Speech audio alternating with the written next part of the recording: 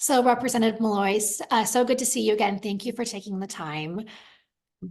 I want to get just right into it. So we're here in Southern Utah, and I know that yourself and members of the Utah delegation have opposed the Bureau of Land Management and the Fish and Wildlife Service's decision to endorse an alternate route for the Northern Corridor project. I want to start with why you think this alternate route might be detrimental to the people in your district. Well, there's a long history behind all of this, and I've been around for several years of that history. But to give you a really short version of it, the county negotiated with the federal government and with stakeholders for a route for a northern corridor, knowing that it would have to go through the NCA. In the same piece of legislation that created the National Conservation Area, they negotiated for a route. Now there are bureaucrats within the agencies who are saying we don't know if it's appropriate to have a route through an NCA, and so they keep using their bureaucracy and their ability to slow things down to push the county into the alternative that they think the county should want, instead of working in good faith with the county on the route they want, the route they've done traffic studies on, the route they believe will actually ease traffic through St. George City proper. So with that being said, we've seen significant growth down here in Washington County in the last several years. When you think about the long-term vision for this part of the state, how do you balance infrastructure needs, growth, affordable housing with the environment here, the recreation areas that people love and move here for? So that's the ironic part about this. The county made that decision early on. How do we balance growth with the need to have open spaces and to protect the environment and to comply with the Endangered Species Act because of the desert tortoise? So in the early 2000s, the county started this process. They sat down with the federal agencies and with the state and with stakeholders, with everybody who wanted to be at the table, and said, let's figure this out. We know we're going to have some conflicts coming, and they wanted to be the poster child for all of the other counties on how you resolve these conflicts. So they worked out a piece of legislation that ended up in the 2009 lands bill that was supposed to be that balancing act of how do we figure out what to do with the growth that we know is coming in Southern Utah and the geography we know we have that limits where roads can go, and the environmental values that people hold, like open space, access, recreation, tourism, and the requirements for the tortoise. What happened is, after that was signed into law in 2009 by Barack Obama, it's not like this was some, Republican only negotiation.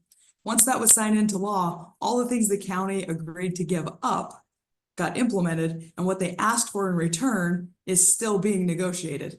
And it's hard to negotiate when you've already paid for the benefits that you negotiated for. And so that's the position Washington County finds itself in. And that's why the federal delegation is so united on this, because the county stepped up to the plate in a way no other county had at that point. And I'm not sure the people who were involved in that initial negotiation would recommend anybody else try that, given the way it's worked out. Speaking of the interests of stakeholders, when I spoke with a representative from the Bureau of Land Management, they said that this supplemental environmental impact study, they did intense analysis, they conversed with local stakeholders. Do you feel like your office and other leaders that you know were involved in those conversations, or your thoughts were taken into consideration in this supplemental environmental impact study? So elected officials on the local level usually weigh in on a supplemental EIS. The federal delegation usually doesn't, but I worked on this even as a deputy county attorney, and we weighed in. We talked to the BLM a lot, but I don't feel like they responded to the real concerns that the local governments were bringing up. And that's why the federal delegation's weighing in now, because we're coming in as Congress. Congress has oversight authority over these agencies. The agencies aren't responding to the real concerns, the real needs of the local governments. So now we have an oversight role to play in holding them accountable for that. This is a law passed by Congress, signed by the president. Their job is to implement it. But it seems like what they're doing is trying to use bureaucracy and red tape to get a different outcome that they think should have been the right outcome.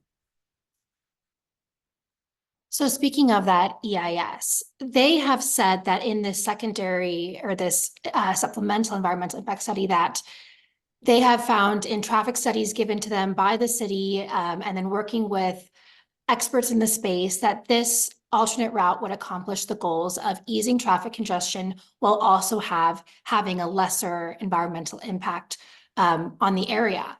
Do you find that study to be flawed? I haven't looked at the study, but here's the problem I have with that. The entity that's in charge of traffic planning is the Metropolitan Planning Organization, the MPO, the local planning authority. And they work with the state Department of Transportation. They do long-term planning. The county has had this road on their long-term plan for 30 years. And now we have a federal agency that has no expertise whatsoever in traffic planning coming in and saying, we've looked at different traffic studies and we've decided you're wrong. We've decided the entity that does traffic planning for this area is wrong. And we are going to instead use our discretion to tell you what the best route is in your county, in your municipality. And they don't have that authority. This is what's so broken about the bureaucracy we have in this country. That because they have to do NEPA, because they have to look at alternatives, the county is now being subject to a federal land management agency's interpretation of what is the best traffic study. Does anybody in Washington County vote for these people at the Bureau of Land Management? No, they do not. If people in St. George City don't like this traffic route, they don't have the ability to go be heard at the ballot box. They should have that ability, which is why their local government should be making this decision. It is not a science-based decision like they're trying to say. It is a policy decision they're making, and it's a decision that is outside their area of expertise. With that being said, you're mentioning bureaucracy, federal government overreach, and I feel like that's been a lot of the pushback on the BLM's decision is their overreach outside the bounds of what their agency does. Can you clarify to me what you believe the federal government's position should be when it comes to land development and environmental protection in local areas? The Bureau of Land Management's position should be whatever Congress told them to do, which in this case, in the 2009 Lands Bill, Congress said, work with St. George City, Washington County, and the state of Utah to find a route. And what they've done is work against St. George City, against Washington County, against the state of Utah to force them to accept a route that the Bureau of Land Management wants them to use. And that's why this is so irritating. It's not even about the route, although the route is important, but it's also about what role agencies should play. And they are overstepping their authority by telling local elected officials, you can't want the route you want because we think there's a better way for you to do business. I think Americans are sick and tired of that. I think everybody's tired of unelected bureaucrats limiting their options and trying to use their authority that they've assumed that Congress never gave them to funnel people into the decisions they think they should be making. I think everybody wants to see government rolled back, be more accountable, and protect the freedoms of Americans instead of acting like Big Brother and forcing Americans to do what a bureaucrat wants them to do. So separate from the traffic side of this, with the environmental concerns of the Northern Corridor, they've mentioned potential wildfire risks, the impact, of course, on the Mojave Desert tortoise habitat. And they said that they revealed new information in the supplemental study.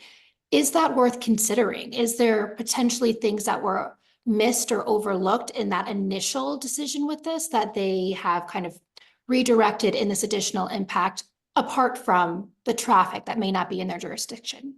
At the end of the last presidential administration, the Department of Interior issued a record of decision on the Northern Corridor. They had been studying it, they had taken public input, and they reached a decision. And then a few weeks later, a new president rolled that decision back and reached an entirely different decision, but they have the same research, the same environment, the same constraints, the same public commenting. they reached a totally different conclusion.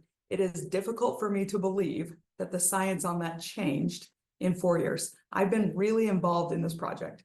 There are a lot of tortoises that are thriving in Washington County, and the idea that putting a thoroughfare through there is really going to damage tortoise habitat, especially where the county has a much bigger than adequate mitigation plan, is just something that doesn't sound like science. It sounds like policy, and they're not supposed to be setting policy. That's what Congress does. So I know that the BLM hasn't officially signed this decision yet. There's that 30-day period. Is there potential that this could change within that time, given some of the responses from other leaders and people in the Utah delegation?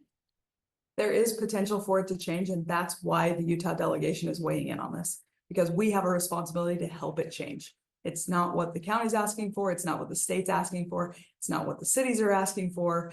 And the agencies that are pushing this way are accountable to Congress. So we have to step up, do our job, hold them accountable, and make sure they are serving the people in Southern Utah instead of telling the people in Southern Utah what they have to believe.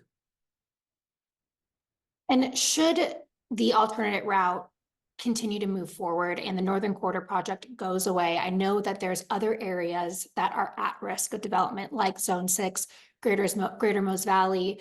I've spoken with conservation groups. They are also opposed to that being developed, and they are wanting that land to also be permanently protected.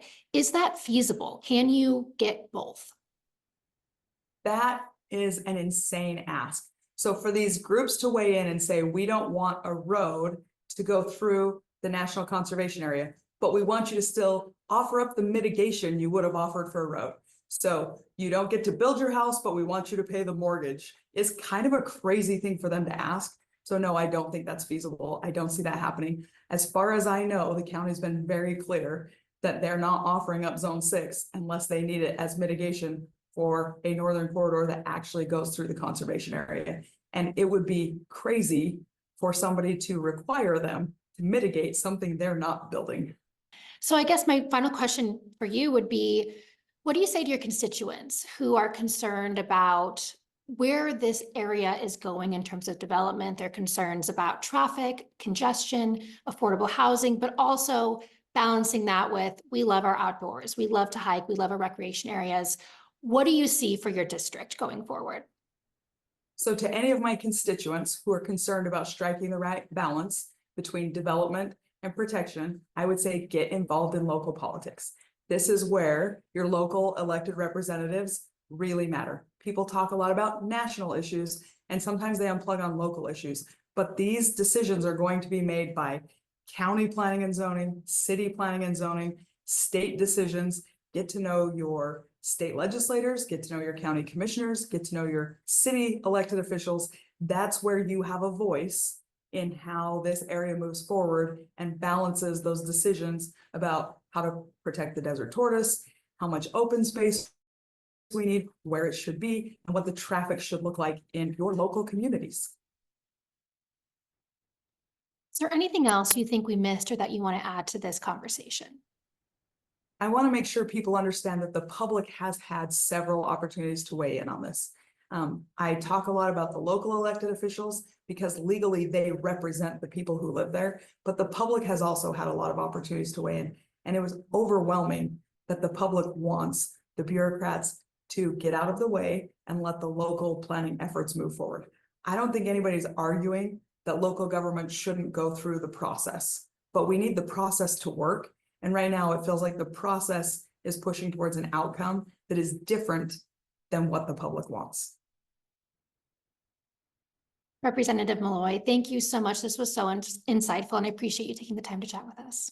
This happens to be something I worked on for years. I don't have that much insight into every local issue, but when I do, I'm happy to talk.